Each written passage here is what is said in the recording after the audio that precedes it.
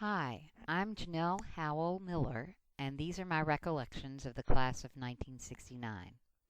I recall an April day in my senior year of high school when Dean Louis Fontaine came to interview we who had not made a decision about college. I had visited many schools and researched scholarships, but I had not applied to a single institution. He invited me to DePauw, and I fell in love on the first visit. That visit, coupled with an alumni scholarship, convinced me. My husband, a NASA engineer, was a Rector Scholar, and two of my four children were DePauw Merit recipients as well. The generosity of DePauw's alumni and the serendipity of Dean Fontaine's visit made it possible not only to attend this institution, but to attend college at all. I am eternally grateful to those who paid forward in our behalf, and I am committed to doing the same for those yet to come. That's how I got here, but it is not the primary reason I am so passionate about this amazing place. DePauw nurtured my growth from a naive, compliant fundamentalist to that of a versatile, independent thinker.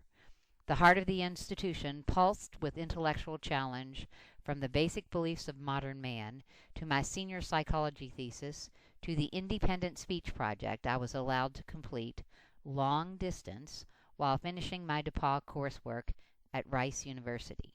Daring.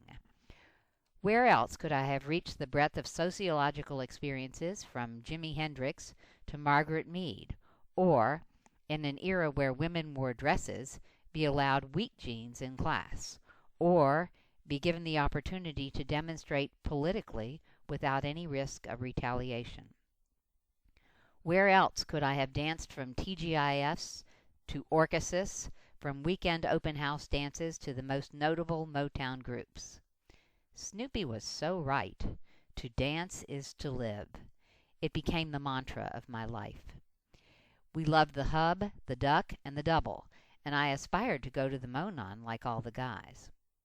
Toppers is where I reconnected with my ugly man captor, whom I married 8 weeks later. As far as academics, where else could you have the continuity of professors such that our daughters, who majored in physics and psychology, as did my husband and I, actually had the same professors that we had had? Dr. Paul Kissinger, my husband's favorite, who taught our youngest to fly in his private plane, recalled to her that our class was one of the most exceptional during his long tenure. Likewise, Larry Sutton, who had sponsored my off-campus project course, told our psychologist daughter at her interview that it was the best class ever. As far as professors, there was no shortage of inspirational mentors. Richard Kelly inspired my choice of clinical psychology, shored up by Drs. Ipma and Hart. And who could forget Cleveland Hickman's enormous zoology class, or A. Reed Winsey's intro art class?